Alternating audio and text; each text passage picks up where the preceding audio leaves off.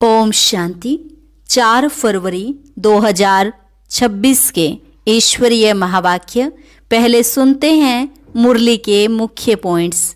बाबा ने कहा, मीठे बच्चे, तुम रूहों को बाप यही सिखलाते हैं कि एक मुझे याद करो, तो फिर तुमको माया नहीं खाएगी, तुम्हारे विकर्म भी विनाश होंगे और कोई उल्टा सुल्टा संकल्प भी नहीं आएगा। जिस भारत को रावण ने नरक बना दिया था, अभी तुम उसे स्वर्ग बनाते हो। यह जो सेंटर खोलते हो, तो ये भी भारत की ही सर्विस है। फिर बाबा ने कहा, यहाँ सब नंबरवार हैं। आज ठीक है, कल माया का तूफान आ जाता तो ग्रहचारी बैठ जाती, फिर ठंडे हो जाते हैं।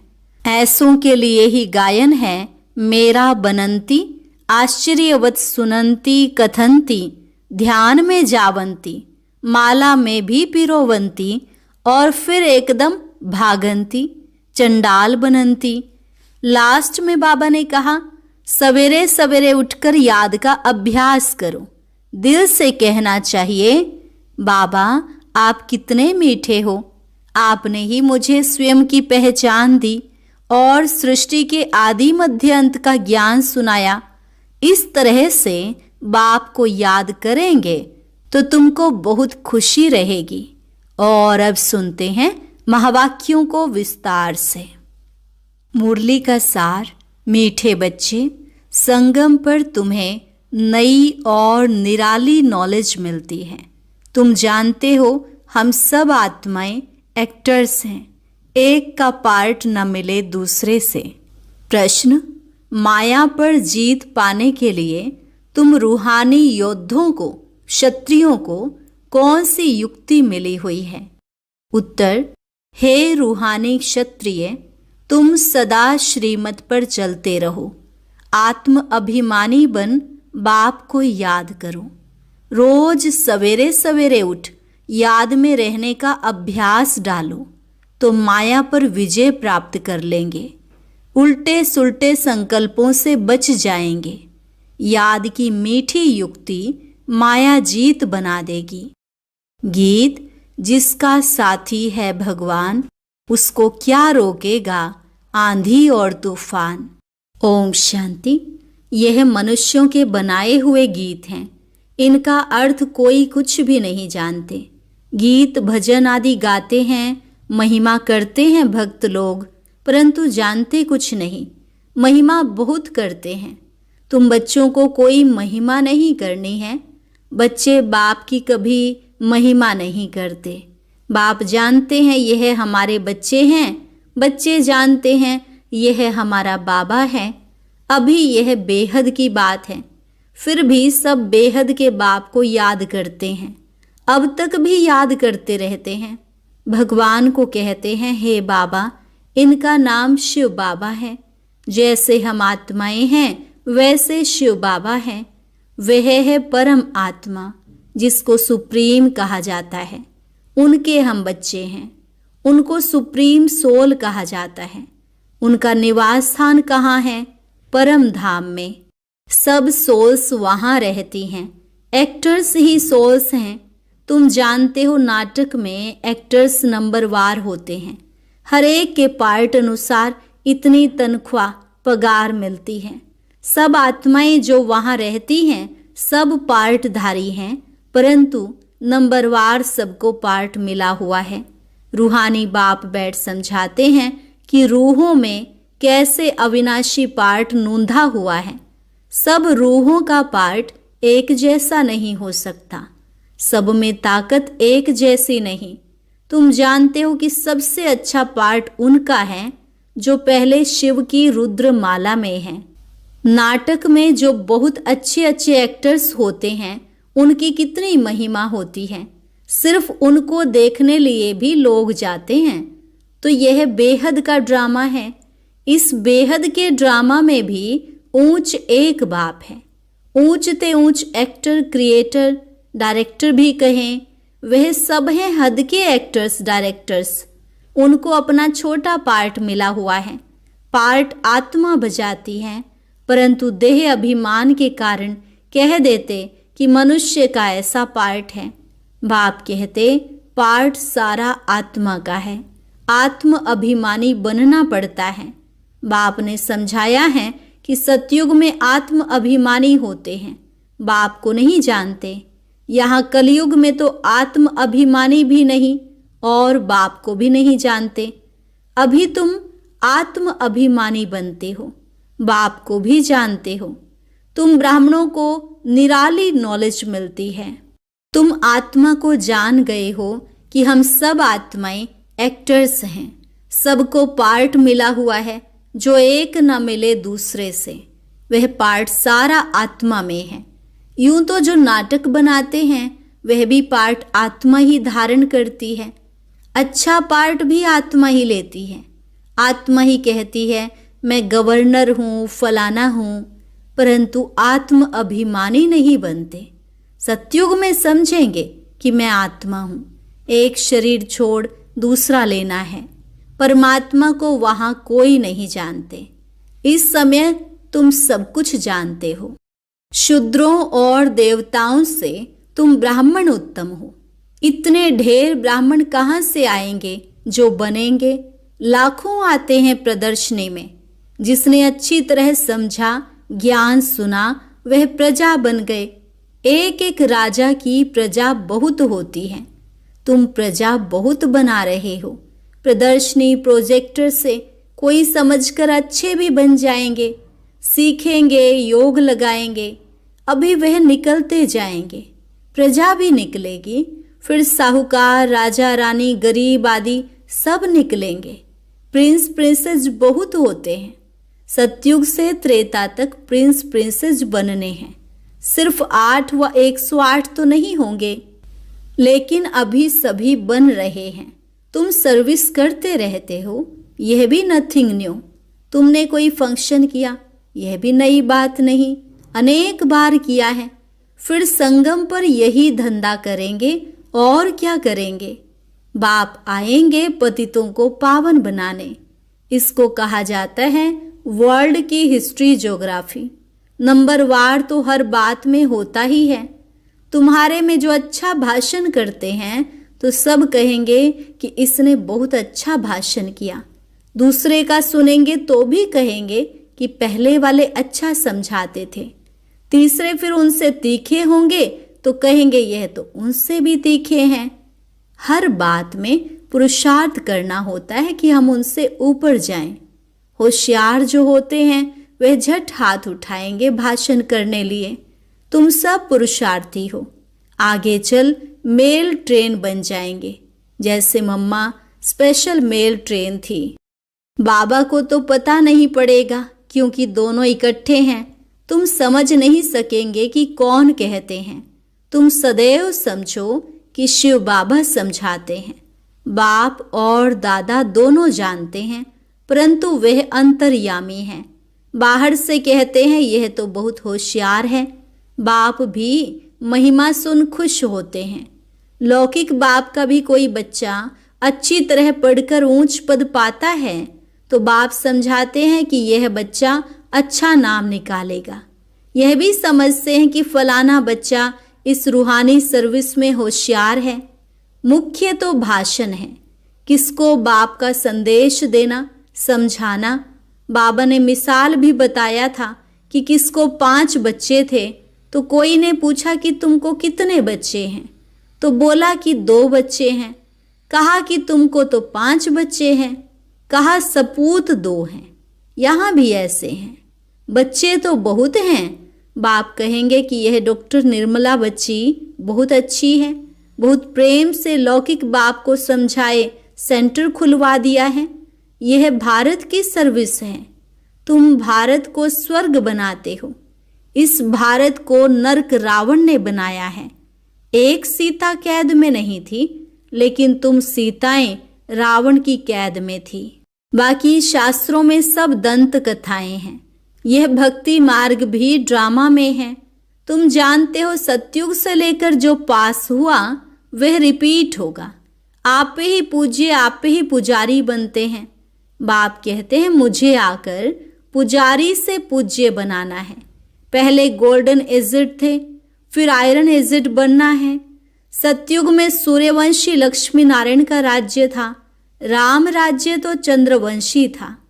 इस समय तुम सब रूहानी क्षत्रिय योद्धे हो। लड़ाई के मैदान में आने वाले को क्षत्रिय कहा जाता है। तुम हो रूहानी क्षत्रिय, बाकी वह हैं जिस्मानी क्षत्रिय, उनको कहा जाता है बाहुबल से लड़ना झगड़ना। शुरू में मल्ल युद्ध होती थी, बाहों आदि से आपस में लड़ते थे, फिर विजय को पाते थे। अभी तो देखो बोम्स आदि बने हुए हैं। तुम भी क्षत्रिय हो, वह भी क्षत्रिय हैं।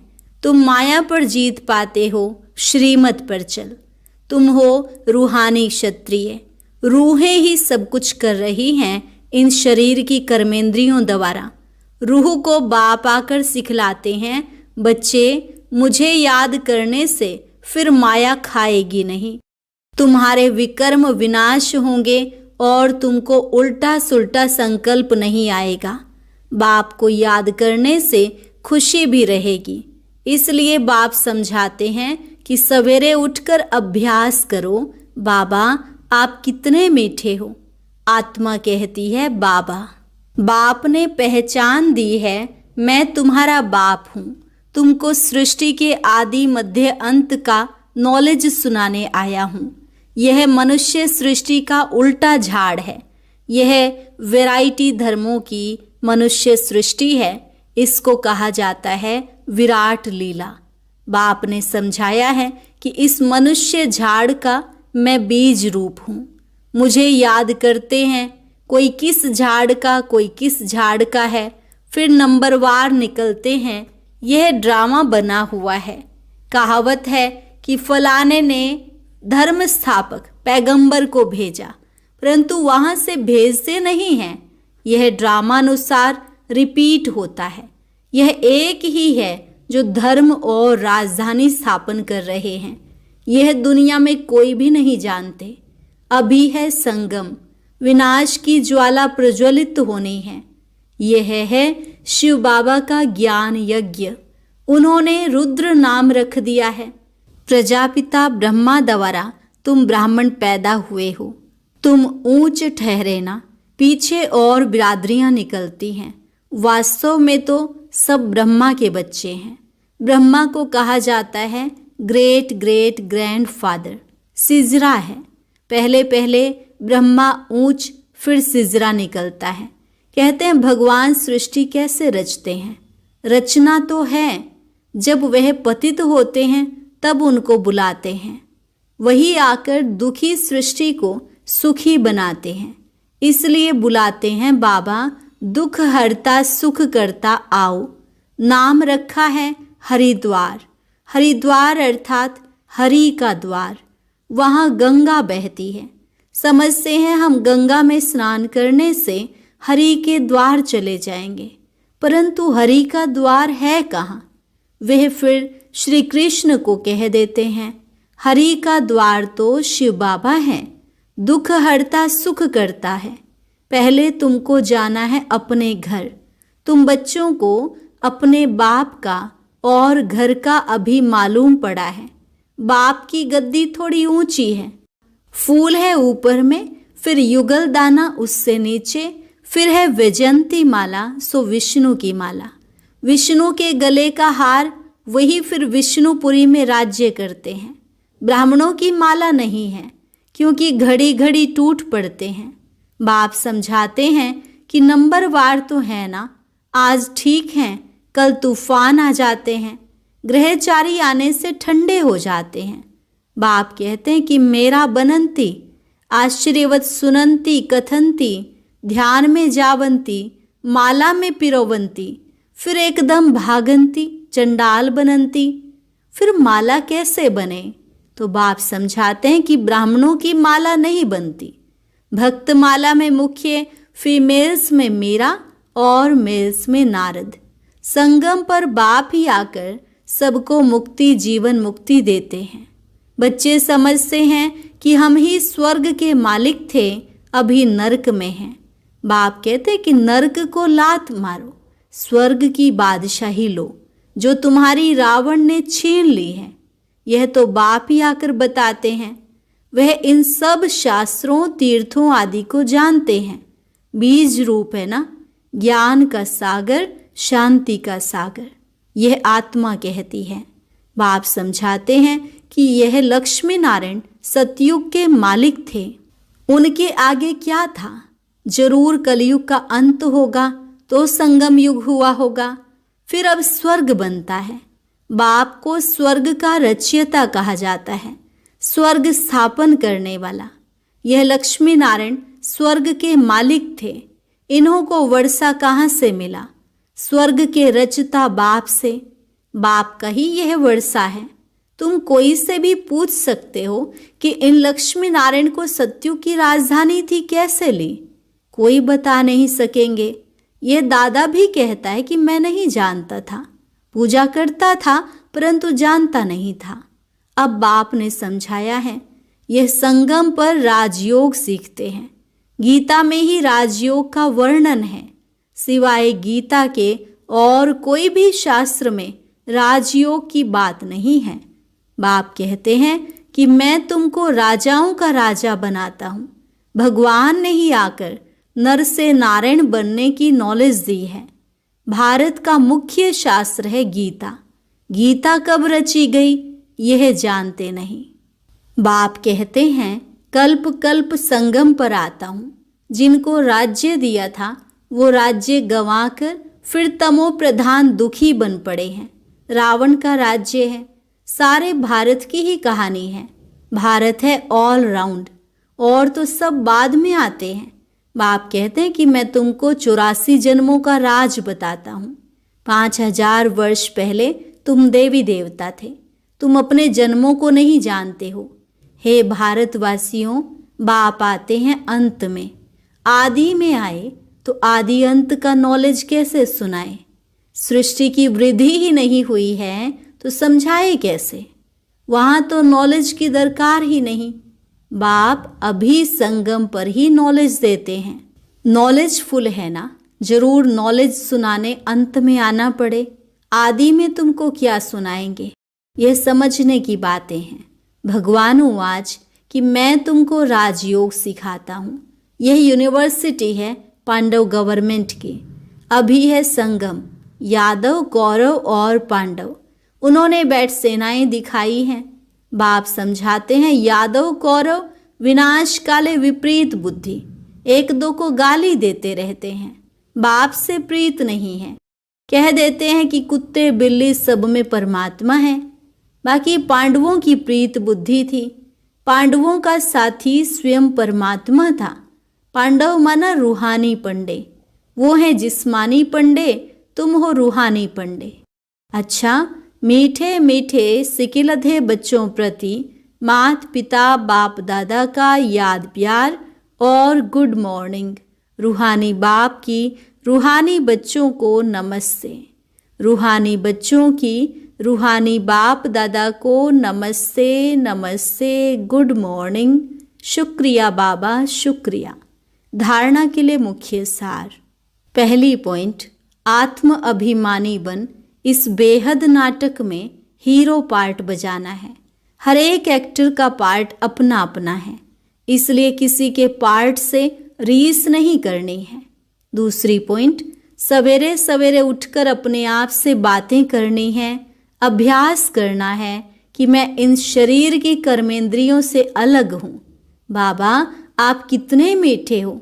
आप हमें सृष्टि के आदि मध्य अंत का ज्ञान देते हो। वरदान, बाप के संस्कारों को अपना निजी संस्कार बनाने वाले व्यर्थ व पुराने संस्कारों से मुक्त भव।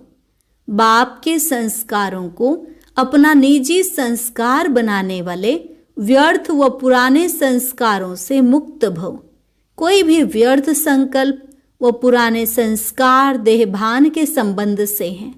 आत्मिक स्वरूप के संस्कार बाप समान होंगे। जैसे बाप सदा विश्व कल्याणकारी, परोपकारी, रहम दिल, वरदाता है, ऐसे स्वयं के संस्कार नेचुरल बन जाएं। संस्कार बनना अर्थात संकल्प, बोल, कर्म स्वतः उसी प्रमाण चलना। जीवन में संस्कार एक चाबी हैं जिससे स्वतः चलते रहते हैं, फिर मेहनत करने की जरूरत नहीं रहती। स्लोगन: आत्मिक स्थिति में स्थित रहे अपने रथ शरीर द्वारा कार्य कराने वाले ही सच्चे पुरुषार्थी हैं। आत्मिक स्थिति में स्थित रहे अपने रथ शरीर द्वारा कार्य कराने वाले ही सच्चे पुरुषार्थी हैं। अव्यक्त इशारा: एकता और विश्वास की विशेषता द्वारा सफलता संपन्न बनो। जैसे बाप ने आप सबको कोने कोने से ढूंढ कर निकाल लिया। अनेक वृक्षों की डालियां अब एक ही चंदन का वृक्ष हो गया।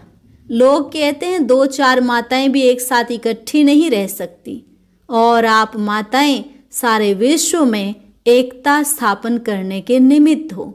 यही आपकी आपसी एकता बाप की प्रत्यक्षता करेगी। अच्छा, और अभी सुनते हैं आज का अव्यक्त ज्ञान मोती।